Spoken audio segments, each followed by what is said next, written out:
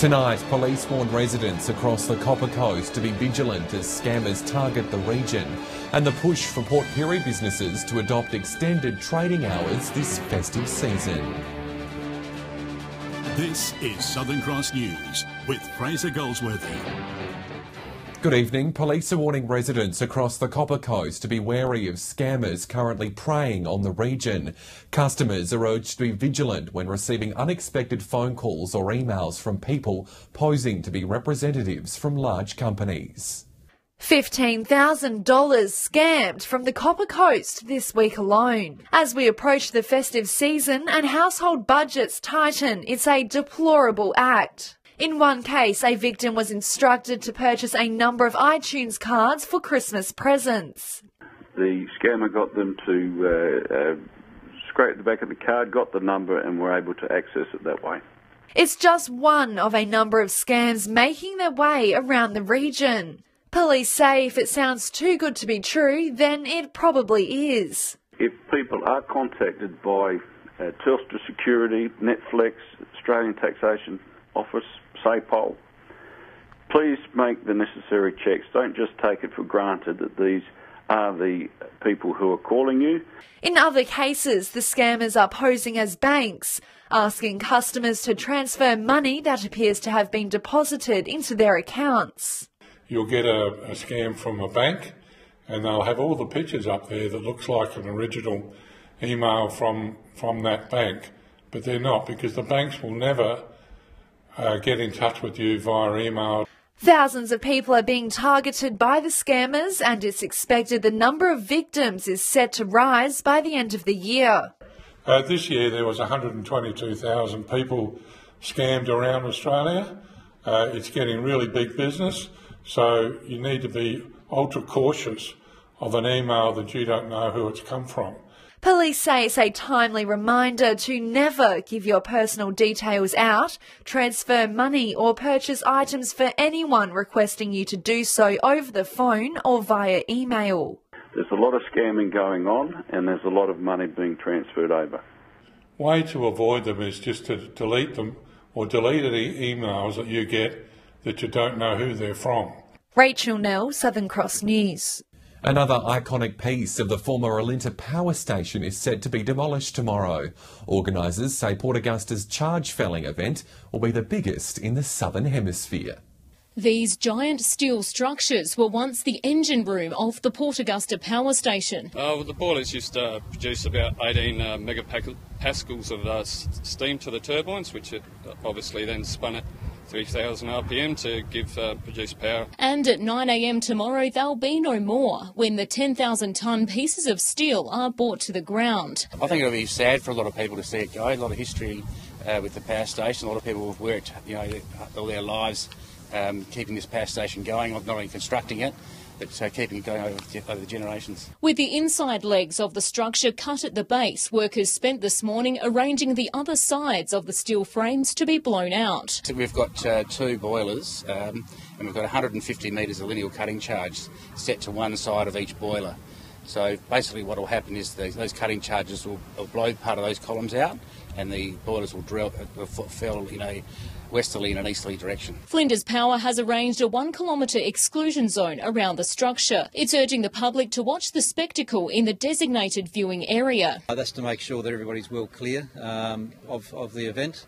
It's also to give the charge fellers the opportunity to concentrate on the work that they need to perform. So we've established a public viewing area over on Shack Road for tomorrow morning, so really strongly encourage people to go there. Weather conditions are so far in their favour. We're going to have a light northeasterly, which will prevent any dust going over the township or to any occupied areas. Amelia Simpson, Southern Cross News. A 57-year-old man from the state's west coast has been nabbed allegedly driving 6 times over the legal alcohol limit.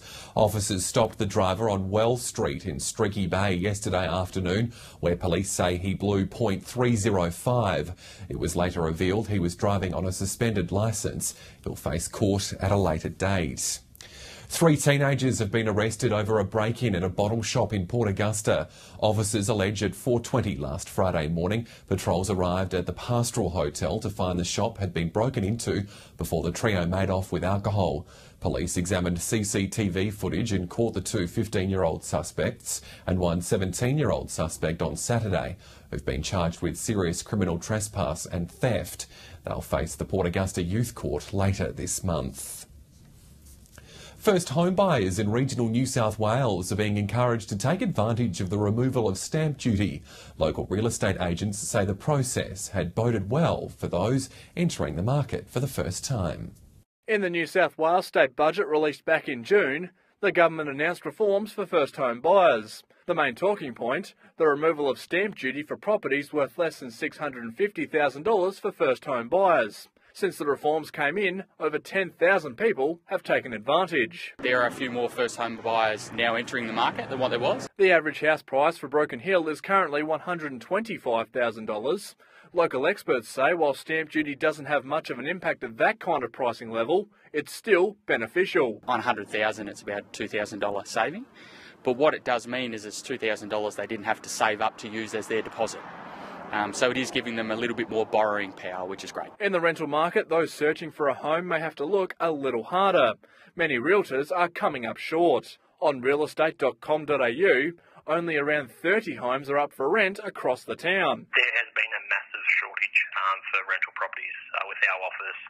Last week we were fully occupied with all of our rentals. Our office at Century 21 actually doesn't have a vacant property at all at the minute. Experts are putting the shortage down to a sudden demand for rentals when roofing companies set up shop in town and construction of the Silverton wind farm began. And with the Murray River pipeline on the cards, it'll be slim pickings. Yeah, there's definitely the demand for the rentals, and what that then does, of course, is helps drive prices up a little bit. So from an investor's point of view, they're getting great returns on their money. Patrick Reinke, Southern Cross News. In the news ahead, the push for Port Pirie businesses to extend their opening hours this festive season. Details next.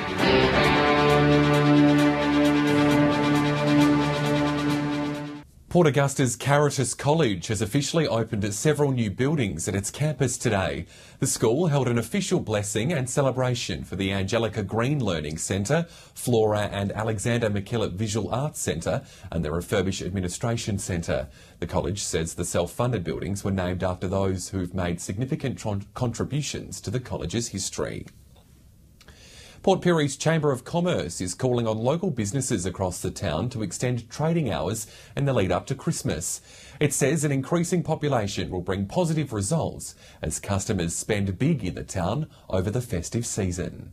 Extending trading hours for Christmas shoppers. The Chamber of Commerce is recommending businesses open for late night shopping on Thursday night, as well as extending hours on the weekend. But we're encouraging all or most businesses to do that and then open across Saturdays and Sundays to give the customers the best opportunities to shop over the Christmas break. The group is recommending the extended hours start on December 1. I think it's beneficial to all retail businesses. This time of year is the 1 month that we can really capitalise on retail. It's hoped extended trading hours will put money back into the pockets of local businesses. I think it's great and I think it's absolutely necessary because in this economic climate it does get pretty quiet. But some businesses are choosing not to follow the recommendations. Cafe Safavi already opens 7 days a week and the owners say extending their hours won't be beneficial to the already successful business. Because they're not very busy after these hours. It's up to the business owners to decide if they will be opening for longer across the Christmas period. So the shops can open whatever hours they wish. This is only a recommendation from the Chamber of Commerce. Rachel Nell, Southern Cross News. The home of Essential Energy in Broken Hill will close its doors to save on costs. The 2-storey building on Beryl Street, affectionately known as the Taj Mahal, was once the regional headquarters for the company. Cost-cutting exercises has seen hundreds of jobs across the state slashed, including in the Silver City. The company says the 7 staff members currently working in the facility will relocate it to Wolfram Street by the end of the year. Air Shellfish is moving forward with an expansion of its oyster hatchery near Cowell after receiving over $260,000 from the state government. The funds will go towards improving biosecurity at the facility in a bid to lock in its future.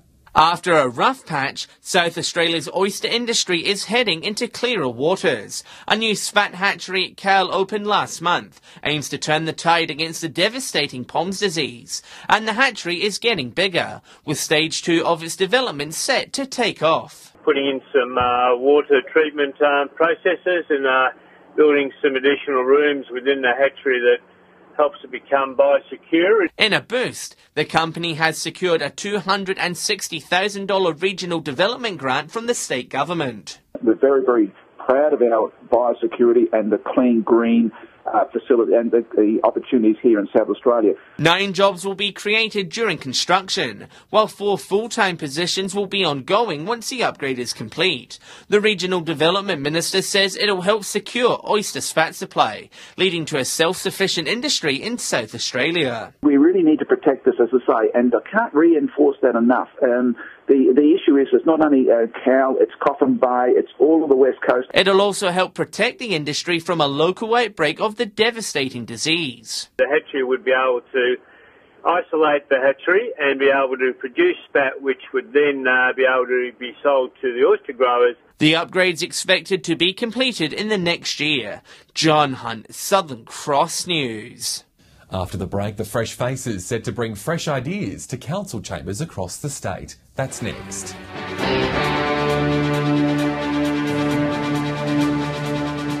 Local government reps from around our region have taken part in a training session in Port Augusta to help them take the next step in their careers. It's all part of a state government program aimed at getting younger faces into our councils. These fresh faces are now ready for what lies ahead. The Regional Youth Traineeship program hosted a capability workshop today to prepare the Regional Council trainees for a future career. I think training sessions like today, though, have been really beneficial. Gives the trainees a chance to interact and see what other councils do, and whether they're doing the same thing often as they are. The program is aimed at young people who aren't yet in full-time work, giving them an insight into how local governments function. Never really realised when I started that there's literally hundreds of things that council does that, just didn't really understand. 11 trainees received their certificates after today's training. Having had no experience in admin, now having experience in it, it's just opened up the opportunity. I'm hoping for a split in the either the wastewater or the airport, of course, since I'm doing the trainee. Just see if I can get into those positions. So he's been learning a lot of good skills that, that are probably more interesting in a local government perspective. So. Organisers hope the program will bring younger faces and fresh ideas into council chambers across the state. It's one of those things that it is normally an older person's role, and so it is really good when we can inject some youth into our workforce, and it keeps us young at heart. Amelia Simpson, Southern Cross News. Whyala's Unearths Festival has been nominated for a prestigious Ruby Award for excellence in the arts sector. It comes as the local council begins the process of selecting local acts for next year's festival. It was launched to many doubters, but the inaugural Unearths Festival breathed new life into Whyala's Easter long weekend. The success has not gone unnoticed, with the event nominated in the Community and Regional Events category at the annual Ruby Awards for Arts. Organisers say it's a wonderful surprise. It's just out of the blue. Like you said, it is our first event, and how spectacular is it to actually get nominated? The council isn't resting on its laurels, already working hard on next year's event. It's looking for local acts who are keen to perform with some of the world's best entertainers. An information session is being held at council chambers tomorrow night on the 2018 edition. Not just on-stage performers, but workshop space, and we're also having a different space as well, so you'll have to come along to actually find out what that's all about. Diverse and unique acts are encouraged to get on board, with organisers looking to provide a broad spectrum of entertainment. Ms Nelson says acts aren't restricted to just singing, inviting all artists to come along to potentially get their big break. And we've had so much talent here in Whyala, and the local, the region as well, so it is very important to click into that niche. John Hunt, Southern Cross News. Well, petrol prices are set to surge heading into the holiday season, and we're already seeing spikes across the region. Here's Patrick with this week's Fuel Watch. Our pain at the Bowser is likely to intensify over the coming months as global oil prices continue to climb. The September quarter saw petrol average around $1.23 a litre nationally. However, as we head into the December quarter, petrol prices are averaging $1.28. The major international producers that belong to OPEC have agreed to scale back production for the year remaining and possibly going into 2018. So this move will result in some upward movement. Across the Spencer Gulf and into Broken Hill, the Christmas and holiday period won't be a good time to fill up your car. The RAA is encouraging holiday makers to shop around to find the best price. They say that this is needed to rebalance supply and demand because of an oversupply situation that has occurred. Taking a look at unleaded petrol prices for the week, and it's red across the board. Port Lincoln is now on $1.33, Whyalla is still hovering on $1.38. Port Augusta is also up by 3 cents and Port Pirie is up by almost 5. Kadina sits on $1.31, Broken Hill on $1.37. It's not a good time to be in Adelaide. City motorists are paying around $1.43 a litre. Looking at diesel, and it's a mixed bag. Port Lincoln has seen a big drop to $1.31, while Port Augusta is up on $1.28. Whyalla is breaking even, Port Pirie is up, Kadina is down. Broken Hill has the most expensive price at $1.35, while Adelaide rounds out the board at $1.26. So if you're heading away this holiday season, be sure to shop around to find the best price. And remember that these prices are the regional averages and they do not reflect any one particular outlet. If you happen to find a spot that does sell unleaded or diesel for cheaper, be sure to let us know on our Facebook page. Do stay with us. After the break, I'll have all your local weather details.